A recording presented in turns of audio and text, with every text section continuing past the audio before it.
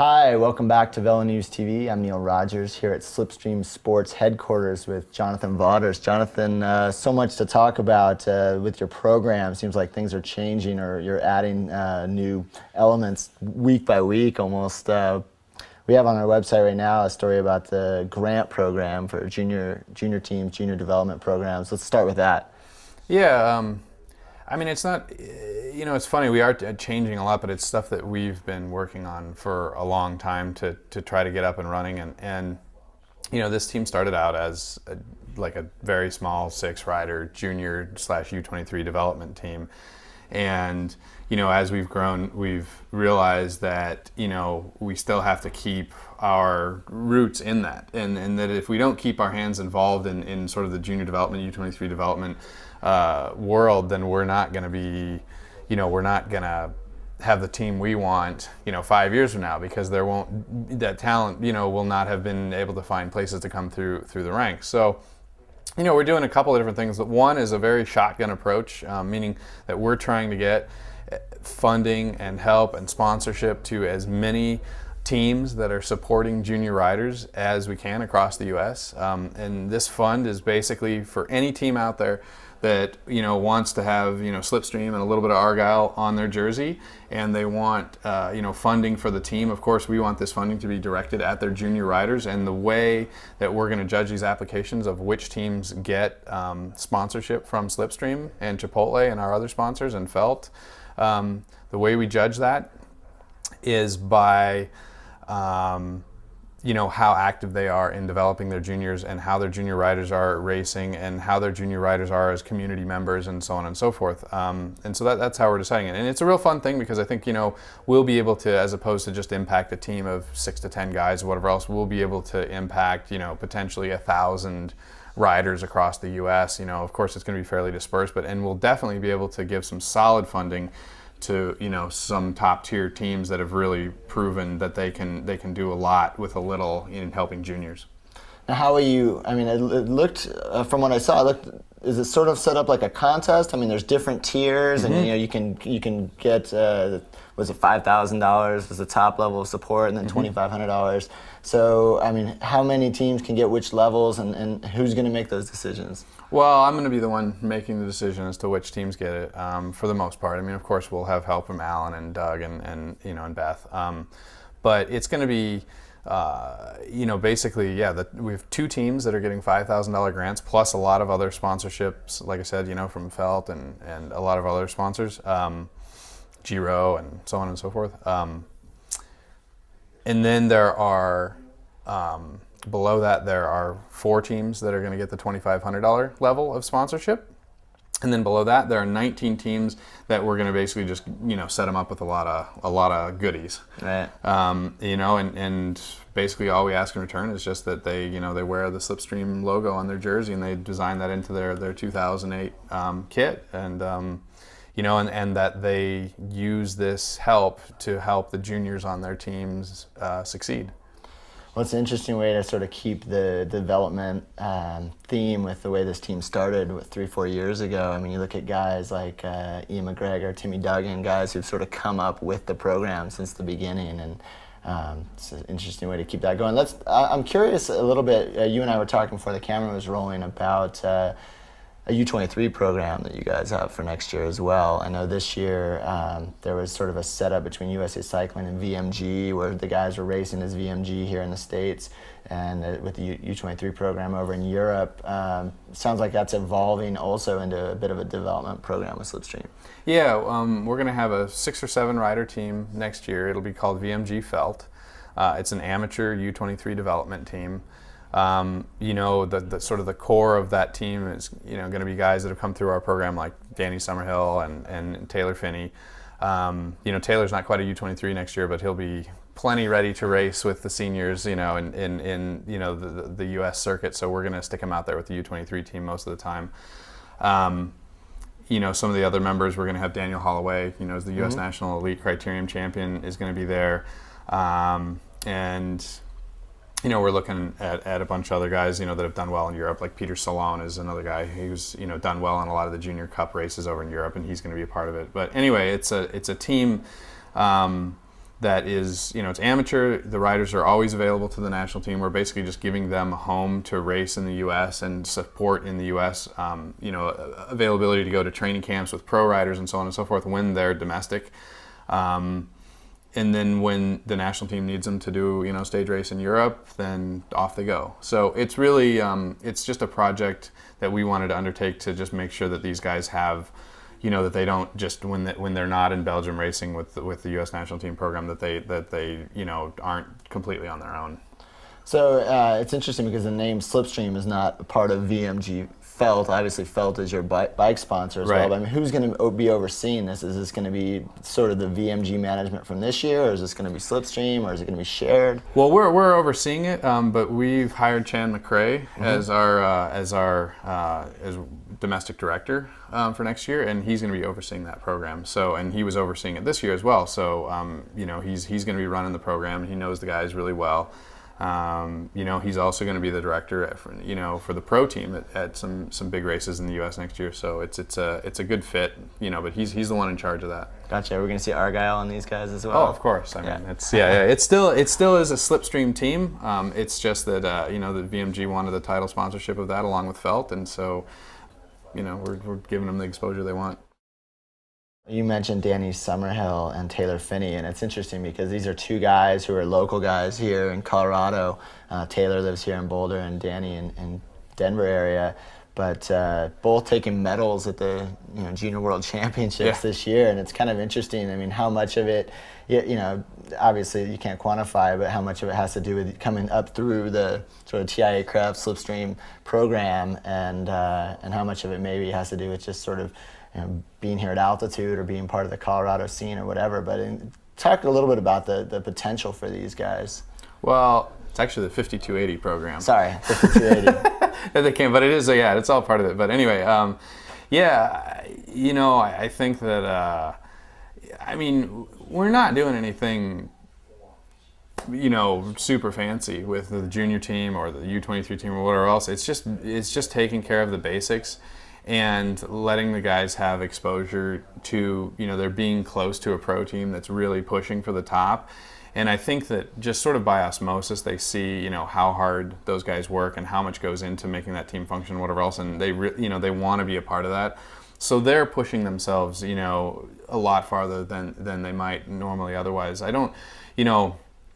love to say that, that it's because we have some magical formula with juniors or whatever else, but it's not the case. I think it's just that, we've given them support and we've allowed them to be, sort of close proximity and motivated and inspired by the pro team, and that's making all the difference. And I think it's going to continue.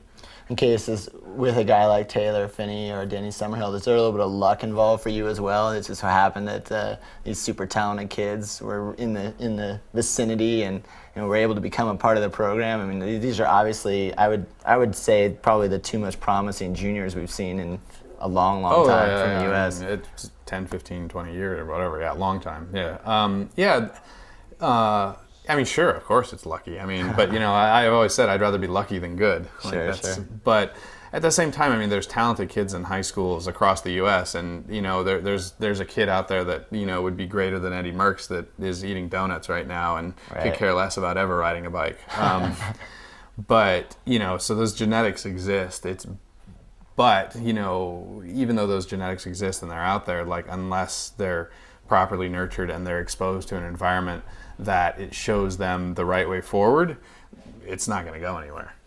Taylor is a kid who, I think a lot of people maybe never really knew about him or his potential until this year, and then they see the world title, and now they see this track national championship, and it's basically his first elite track event at all. Yeah. From what you know about Taylor, from what you've seen, you and Alan have probably done a little work with him. Just talk about his potential. Well, Taylor is, to me, they say, is he the next Greg LeMond? Is he the next Lance Armstrong? And who knows? We don't know how far he's going to go and whether he'll remain motivated and whether he'll continue to love cycling or not. I assume that if he does all those things, he'll be really successful. But as far as characteristics, Taylor, in my mind, is the next Fabian Cancellara. Like that's the type of rider he is. If you look at Fabian Cancellara, was a junior world time trial champion, and then was immediately into the pro ranks already, like a very, very good time trialist. He's struggled with some other aspects of the sport, and then slowly has built himself into the he's not only a guy who's great at time trials, but he's also Paris-Roubaix winner and can be there from pretty much any of the classics. Can sprint. Yeah. That's the mold that I see Taylor in. That's a good analogy. I can see that. Hey, I want to talk on this topic of junior development, and obviously, the biggest part of the Slipstream program right now is the move you guys made, where you brought in a bunch of pro tour type riders, and you're aiming at the Tour de France.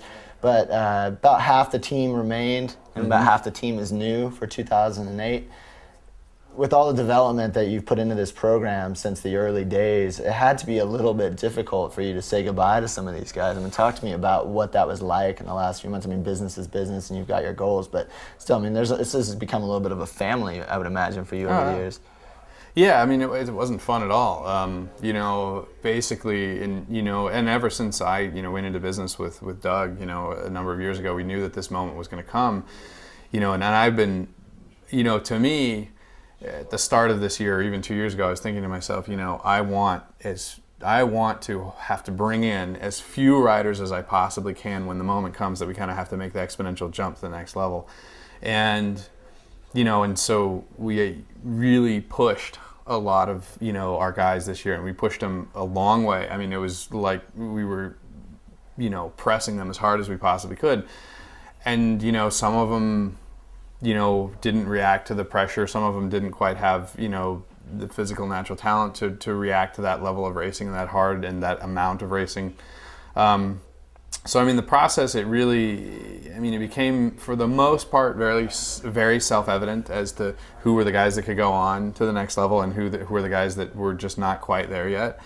Nonetheless, it's always sad. I would have rather taken on, 3 or 4 big names and then just had the team remain. But my obligation to make the team to actually get it into the Tour de France next year dictated that I do a little bit more than that. And that's that it's tough, but I think that the riders that we brought through, from way back in the beginning, like Timmy, and like Danny Pate, and look with Will, how far we've gotten Will to progress forward.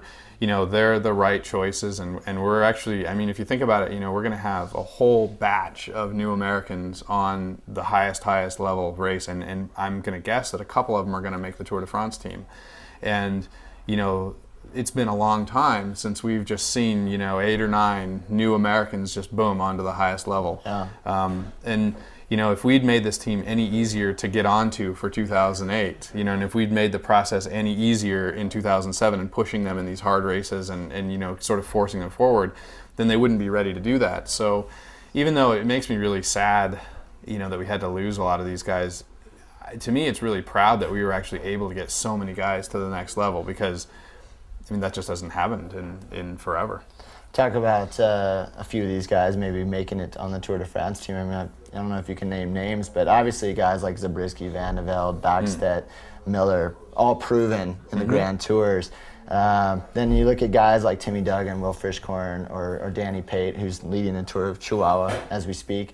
None of these guys are proven yet at that length. Are you going to try to toss a few guys into the Giro, or how would you make on the long list for the Tour team? How would you be able to choose guys without having Grand Tour experience? Well, every rider has to start a Grand Tour at some point, it's not, it's not as if, every rider in the Tour de France has done multiple Grand Tours before. So, I think that, with the experience that we have in our director crew, between Johnny and myself and Matt White and Lionel, that we'll be able to pick which riders are ready for that. This year, we did the Tour of Portugal, which was a 2-week stage race, and you could see that, for instance, Danny Pate reacted really positively to that. He was not only really good at the end of that race, but then you could see that form carry into Tour of Missouri and on forward, and, the same effect with Will Frischkorn. So, to me, those 2 guys are guys who I think are fully capable of doing 3-week stage races. To me, I think that, as of right here, right now, today, I'm 100% confident that Danny Pate will be on that Tour de France team, and that he'll actually be one of the riders that really thrives in the last week of the Tour de France when everyone else is tired. I'm totally convinced of that. You've had a lot of faith in Danny all along. Yeah. No, I mean, Danny's he's a big talent. Everyone always assumes that a big talent means that you're going to turn into, a podium guy at the Tour or whatever else, but it doesn't always. I mean, to me, what Danny did at Tour of Missouri is very exemplary of what he can do at the highest level as well. Go into the Tour de France, one of the stages, stage 17 when GC is a little bit shaken out, and, a break that goes all the way to the line, but it's a hard break. It's not like just, a couple guys that noodle off the front. Like, it's a split of 12, 15 guys that kind of goes over a second category climb, and they fight it all the way to the line. That's where Danny will win a stage of the Tour de France, and he's very talented at just that. It's just that it's taken a while to get him to the point where he realizes that's what his talent is, and that he's willing to work really hard for that. Danny's always been enormously talented, not always enormously motivated. I think now that he sees what it is he's good at in the sport, he's now becoming enormously motivated to succeed at that. Your program is really, you're not looking at a Pro Tour license next year, but you're looking at the Tour de France, and you're looking at getting into some really big races. And I'm just curious how, I was over in Stuttgart last week, and they announced the 2008 calendar. And I think it left everyone really confused with the Europe Tour and right. Basically pulling a lot of the big events out of the Pro Tour and onto the European calendar, and there's a world calendar. And I mean, did that throw you for a loop? Were you expecting it? And how does that affect your goals for next year? Well, I mean, it's confusing. I'll admit that. I mean, there's a lot of backstory with all that, and it's really confusing to figure it all out. But I mean, the end of the day for us, our goal as a team is to participate in the Tour de France in 2008, and in order to do that, we have to perform well in the early part of the season in races like Tour of California, Paris-Nice, Criterium International, Paris-Roubaix. And so to us, really nothing has changed. When we race in North America, California and Georgia, we're gonna want to win because we're, an American team. And, and when we're racing over in Europe, we're, Paris-Nice, Criterium International, we're gonna do the best we possibly can to make sure we're in the Tour. And, I don't really know, how we're going to rank as a team and which calendar we're going to be on and which, and I mean, I can't really, totally figure out how that's going to settle out. But, our goal is very fixed. We want to do the Tour de France, and we want to be the best American team, and we want to be a proud representative of American cycling, and, and our roster is mainly Americans. And so none of those goals have really changed. I mean, hopefully all this stuff, begins to sort itself out, and that we begin to see more cooperation at the highest level in cycling, and and to get everyone on the same page. Until then, we just need to sort of focus on our goals, and and focus on implementing and stepping up the ACE program one notch even better for 2008. And that's the Agency for Cycling Ethics. That's right. your internal drug testing program. Drug testing program, exactly. And just making sure that that we continue to do everything along the path that we've been doing it, and that we do the Tour de France, and that's it. I mean, that's what we're doing. So I mean, sounds like you're going to focus more on events than anything else. Right. These are the big events we want to get into, right. And hopefully everything falls into place after that. I mean, I guess sort of my last question would be for us, and maybe you've sort of already answered this, but with the path that you're trying to take, there's obviously so much internal struggle right now with the sport. I mean, being over in Stuttgart was amazing. It just, can Valverde race? Can Bettini race? Right. And at the same time, all this stuff where the ASO and the UCI. I mean, it seems like there's really these three factions at the top of the sport right now. There's the governing body, there's the ASO, which represents the Grand Tours and all the big races, and then there's WADA. And seems like nobody really gets along, and from where you're coming from, you need to be a little bit diplomatic and have relations with all three. Do you ever feel caught in the middle? I mean, are there situations where you have to take sides, and I mean, how do you juggle that? No, because we're in the lucky position that we actually get along as a team and as an organization with all three of those bodies. I have really good friends at WADA. We went up to Montreal a number of times, this winter to meet with them to try to get advice on how to conduct our anti-doping program. I also have very good friends at the UCI. Ann Gripper is someone who I really consider a good friend, and she's the head of UCI anti-doping. She's actually going to come to our team camp in November and speak to all of the guys.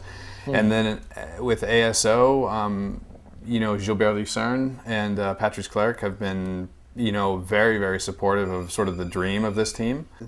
Doug has become a good friend of Gilbert Lucerne's, and David and I met with them was at the middle of March last year to sort of talk about the project and how this team was going to be. At the end of the day, I think all three of those organizations respect our team and like what we're doing because we're a good thing in general for all three of them. We're a team that's globalizing cycling, which the UCI likes. We're also, doing everything we possibly can to make sure that our athletes are racing clean. With ASO, our number one goal is to race the Tour de France. So they appreciate that we're respecting that event, and also, that we're also, making sure our riders are clean and that we're racing, in an ethical manner. And then WADA likes the fact that we're willing to sort of like stick our necks out there and do it the right way, at all costs. And so I think all three of those organizations appreciate what we are as an organization, and I certainly appreciate what all three of them are trying to accomplish. If anything, my dream or my wish is that our team could actually serve as a center point for all three of those organizations to realize, well, wait a minute, like if we all like these guys, then it means we're pretty much all on the same page, and because we haven't had conflicts with any of them, none of them have ever asked us to take sides, none of them have said, how dumb is this and how dumb is that. They've all just been very supportive of what we're doing. So I think as soon as they realize that, like, if they all think that this team is a really good thing, then, and is the way that the sport should go forward in the future, which I think it is, and I think all three of those governing bodies think it is, then maybe they can agree on other things as well. There are programs out there, individuals out there who seem to be a little bit still stuck in the old school method and maybe resisting this change. Have you or your riders, do you ever feel any static or any resistance? Have you become in any way a lightning rod for these people to sort of direct their anger at this change in the sport? Do you ever feel any of that? No, honestly, not really. I think what we're doing is about us. It's not about, like pointing fingers. Like it has nothing to do with any other team. We're just saying this is the way we're doing it. If we win and we do it that way, great. If we don't, bummer. There's really, there's no ambiguity in that. Like, this is the way we're doing it. It's the way we're going to continue to do it. If we can succeed that way, then that's wonderful, and we'll continue in the sport for many, many more years. If we can't succeed in that way, then we won't succeed and we'll go away. There are really just two roads, here, and, what we're doing is either going to be a successful model for all teams in the future of the sport, or it won't be. And I think, my hope is that simply that other teams begin to choose to do what we're doing, what T-Mobile's doing, what CSC is doing, just go down that path voluntarily. And I hope that the business of the sport dictates that everyone begins to take that path. And I think that will happen when teams like ours start to show that we're able to flourish financially. Doing it this way, and and people say, well, okay, but you won't be able to win the Tour de France or whatever else. But end of day, like, are we going to be winning stages? Are we going to be, putting guys, in breakaways? Are we going to be producing, positive image for our sponsor? And is that publicity? Right, exactly. Yeah. And is that going to be, is our sponsor going to not be in a constant fear of having a doping scandal? And I think you take that, and basically everyone starts to see, like, well, wait a minute, that's going to work better anyway. So let's just do it that way. And so again, like, it's I hope that other teams join us, and they haven't given us any static so far, and I don't think they will. I think we'll just sort of start to become a turning point for the sport. I said one last question a couple questions ago, but when you were talking about sort of the financial end, I can't help but wonder, Slipstream is the name of the management company, and as of yet, there's not any kind of a corporate title sponsor with the program. We've sort of, after the last year, we've kind of become accustomed to the Argyle. We had the jersey contest, and you've got next year's jersey. Is it conceivable that if a sponsor was to come aboard, and I'm assuming you're obviously still looking for a title sponsor, could we, we would likely lose the name Slipstream. Would we lose the Argyle as well? No, we're not losing the Argyle. That's part of the deal. That's part of the deal. Yeah, we can lose the name Slipstream for sure, but I think that we've sort of established what we're all about and the message that that we bring, and I think the name Slipstream can go away. But could it happen mid-season? Could you get a sponsor in April, and all of a sudden the team changes names from Slipstream to? Absolutely. In theory,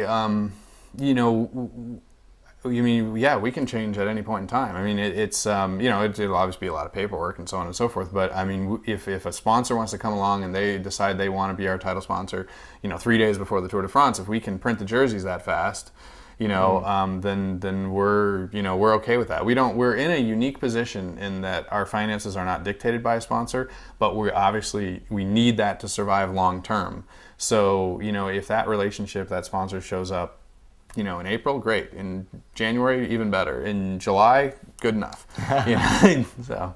And with all the junior development program you're talking about, and obviously that the team you're trying to build up for the Tour de France, how much of your energy is spent on a daily or weekly basis also meeting with potential sponsors and doing research? Is that something that Doug's taking more of a role on, or? Yeah, Doug and I share responsibility on that. We're always pushing forward. It's a 12-month battle, the sponsorship battle. But we're lucky that we're allowed to have it be a 12-month battle. A 12-month a year battle, as opposed to if we can't get it done in the next 8 months, we're finished. Sure, yeah. So we're lucky and in that regard, but at the same point in time, you're right, we're always working on it. There's never a point in time where we're just like, okay, all we're going to focus on is the team, and we always have to keep pushing on the sponsorship front, because that's what will allow this team to be around for 10 years as opposed to 2 or 3. Right. Well, on that note, I'm sure you have 100 emails since we started doing this, and about 25 voicemails. So thanks for the time. I appreciate it. All right. Good luck with everything. Yeah, thanks, man.